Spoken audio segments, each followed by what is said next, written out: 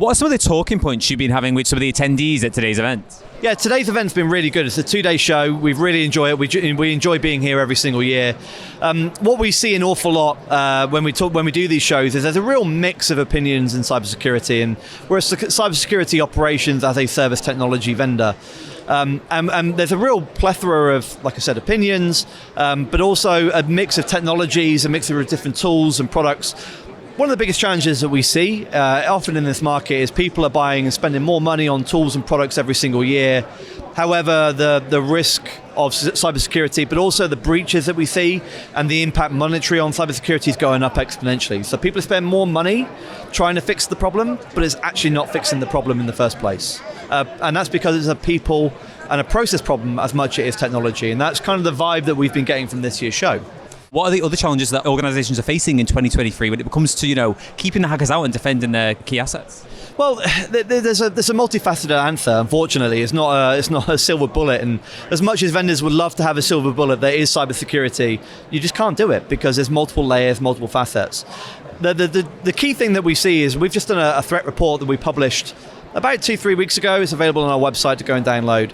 Then what was quite interesting in that threat report is that we're seeing the rise of things such as business email compromise, which is a human-led manipulation where you may be compromised using a phish or compromised using other things, but ultimately it's persuading someone to maybe send money to a bank account where typically the money shouldn't be going. And it's typically sent from a legitimate email address because that third party's been breached or they've had an attack themselves they had no idea of.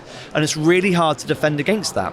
And we've seen that rise in the last year. So business email compromise actually now carries a 20% risk rating for every organization globally.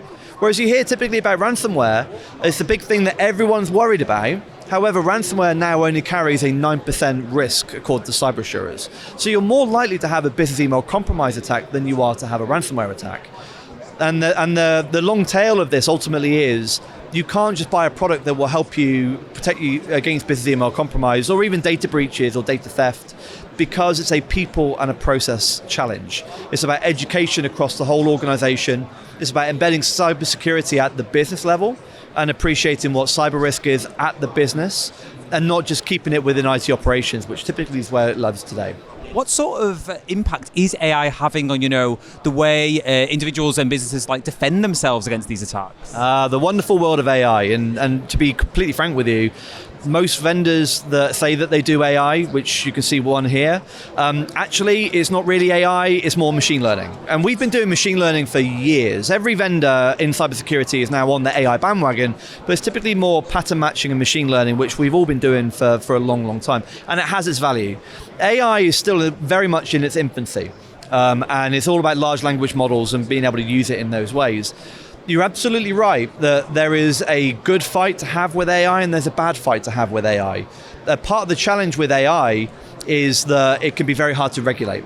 And in the fight for good, we're all about regulation and compliance, right? So we're trying to use it in the good way, but that typically ties us up in red tape. The bad actors who are also able to use the same AI tools in a manipulative way have no regulation, have no compliance, so they're able to be on the front foot with it. And that's where we're seeing the advent of real clever phishing attacks. But not just phishing, phone call vishing.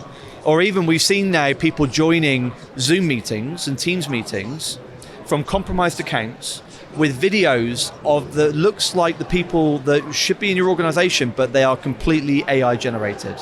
And they're there convincing people to do business email compromise and sending money. This is kind of the new world that we're getting into, and that's the really scary part. And one of the big things from our threat report that we published, this year, 2024, is the year of elections. There's over 20 countries globally that are going to be doing elections, including the US, including the UK. The advent of potentially bad AI is going to infiltrate into elections, not by modifying records, maybe, but not by. In our opinion, it's going to be about fake media, right? Fake news, social media, how all that's going to be prevalated. Because how do you validate that something's real when it's incredibly hard to spot and it's published by a fake news organization that is typically posting maybe legitimate stuff, and every now and again they post something that's not real?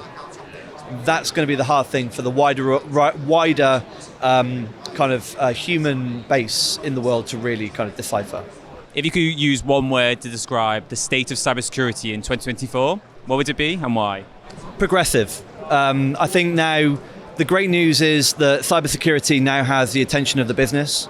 Cybersecurity is now prevailing outside of IT operations. It's going into finance, it's going into manufacturing, it's going into sales, because people now understand what the real risk is going to be. And that's the good, right? The good news is that people understand it and they want to do something good to make sure we embed this in the business. Historically, it's been cybersecurity is a business reduction. It's not enabling my business, it's hindering my business. I think the view's now changing to, I need to be doing this for a force of good and embedding it to make us better and to make us sell better and be more trusted, versus historically, why are you stopping me from going to this website, which is what we always see before.